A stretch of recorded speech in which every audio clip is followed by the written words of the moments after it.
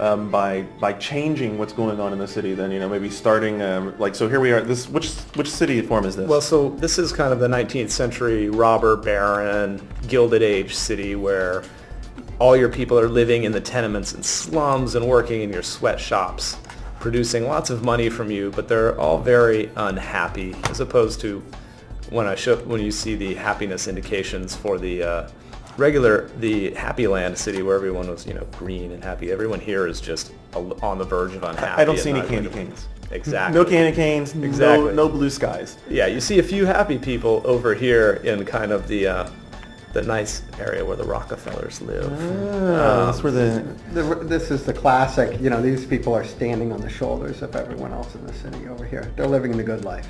Right. Exactly. So if you were going to spread a little some sort of winds of change here, what might you play with? Well, I might go in and I might go in and try and find some buildings, probably in the creativity set. Maybe I want to put down some venues to make these Sims a little happier.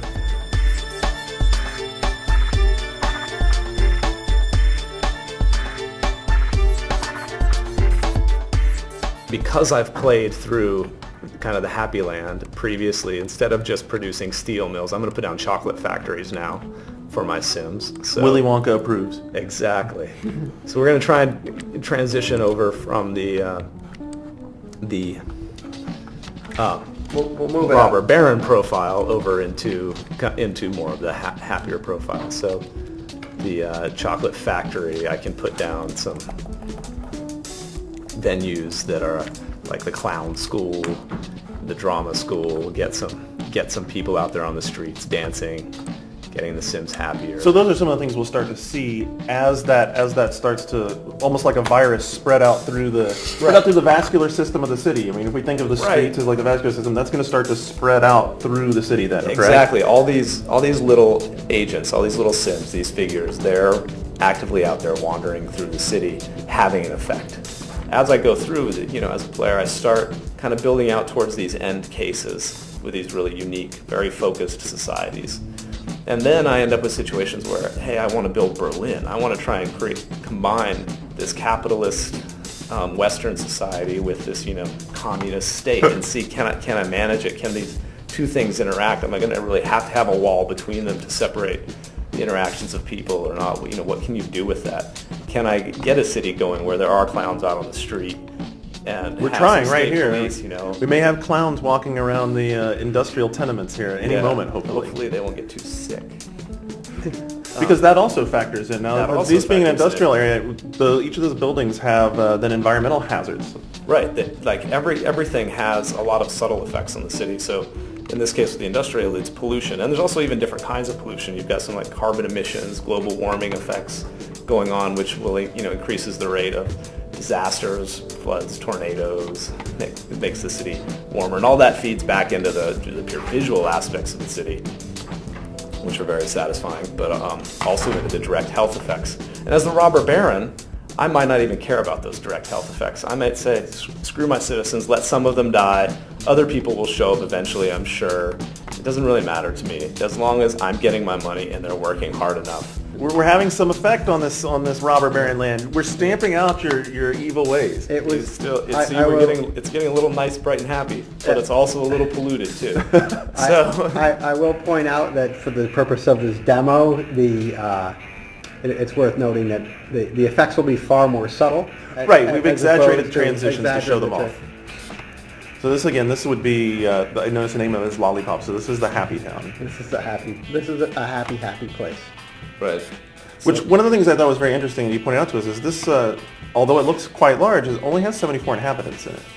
Right, and that's a choice that as the player, I'm making. I can make this huge sprawling city, but if there's only 2 people living in each little garden that's covering several acres, my population may not be that high.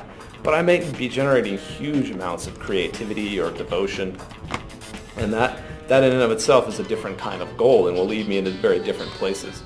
It visually can be just as impressive, and the city and the intricacies of the city and what's going on with them are just as dynamic as in the big sprawling megalopolis, but I'm going to have 1/10 the number of people. I'm kind of building, to some extent, you might be saying building a green city, I'm not relying on industry and power. But on the other hand, I could build a green city that relies on wind farms and has tons of electricity and power, but isn't polluted. And maybe in that city, I'm putting down the most advanced hospitals and genetics labs and improving the health of my citizens to the level where they're, you know, all immortal and super happy. And I'm driving down kind of the ultra tech version of the city, which then may end up again with these huge towers, but they're very spread out and could end up with a low population or a high, or maybe everyone's, you know, sent their personalities into the computers. So do you have a lot of that sort of gene splicing then that's available to the player of, like, you know, dropping it, like you said here, we dropped a high-tech building into a very creative society, and that resulted in this sort of output. Do you have lots of that sort of splicing? Exactly. Those number of combinations between different kind of archetypal cultures are almost infinite. For instance, in this society, you can see off in the distance, there's even we have the beginnings of what you might call a haunted culture. We've got some creepy town going on, the abandoned shack, the graveyard, the old mansion. I call it the Scooby-Doo shot at night when these get us all. They're generating fog and smoke, and eventually there's going to be some zombies wandering out of there. You know, if he wants to cause the zombie apocalypse, enough buildings, you can do that, and then your citizens are only going to go to work at night. Lots of options. Infinite options and combinations. And it's the kind of thing that is just, you know, it's a lot of fun to develop on. Often you're involved in a game where, it's particularly a city building game, where you really want to do something, but you're restricted. You just can't, if you do that, there's 12 gears that are going to fall apart and you can't do it. And this, it's really kind of like, okay, hey, we got a good idea for a new interaction, let's do it. And so it's fun, and we've got just a whole big bucket of things that we'd like to get in there and continue to do it, and depending on how people play and which societies they tend to go for and how much conflict they want, or how much they want that to really push back, you know, should criminals burn down buildings and all of these types of things. It's really making for a very rewarding product to work on, as well as play. So well, I know after playing with it and watching this demo that I'm not going to be the only person who's looking forward to seeing what kind of evil combinations and maybe nice combinations I can come up with to twist and mold society. Absolutely. Thanks for the demo, guys. We appreciate it. Our pleasure, Ralph.